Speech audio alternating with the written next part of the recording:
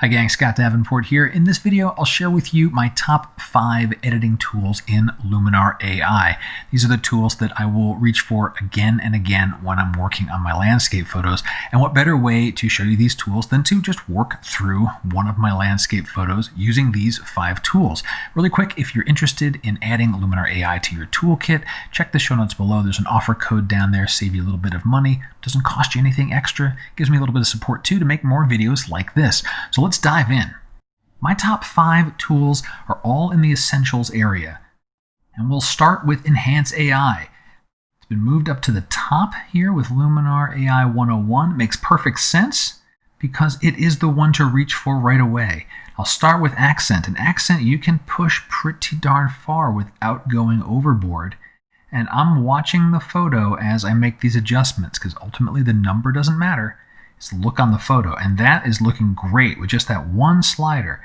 Now, Sky Enhancer, I'll do that as well. Now, this one, it'd be a little more cautious with because it can make your blues, at least for my tastes, a little bit too deep. I like it right there. So already, just with that one change before and after, it's really evened out the exposure. It's brought in more color. There's still some shadow going on down here in the foreground, which leads me to my second tool. Tool number 2, light. Open up the light panel here. And I like to first and foremost add smart contrast. I will go and reach for that every single time because that is just going to add a nice pop of contrast. Now that does have the side effect of deepening those shadows and brightening highlights. That's what contrast does. This photo needs a little boost in shadows. So I'm going to start pushing this up. And again, I'm watching the photo. I'm not paying attention as much to the number. Just watching the photo as I push things around. And right around there feels very good. So now that we've added light in, this photo's really starting to take shape. Tool number 3 is details. Let's get down to details.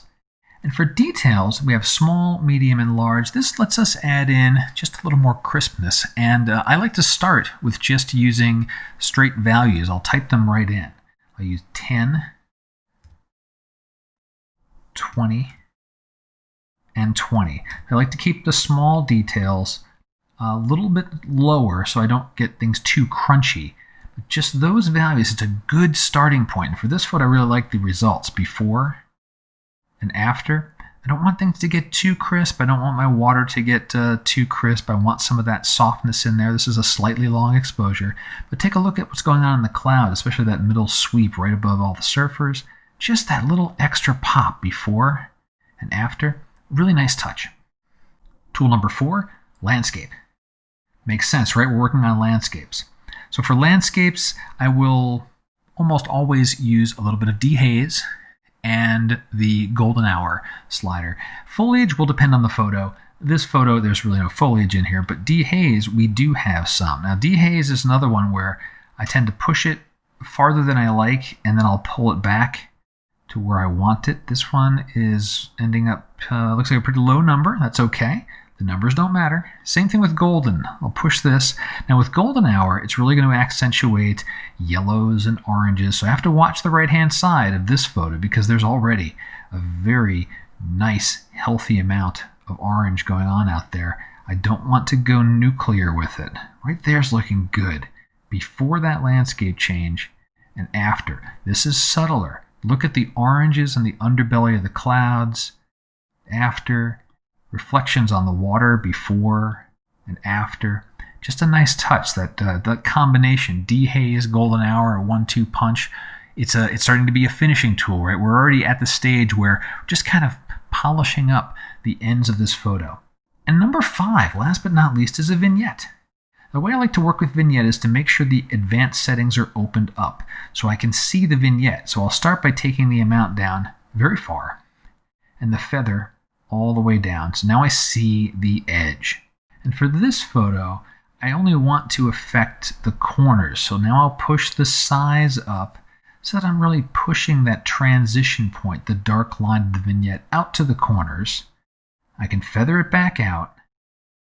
Maybe push that feather pretty far, maybe around there.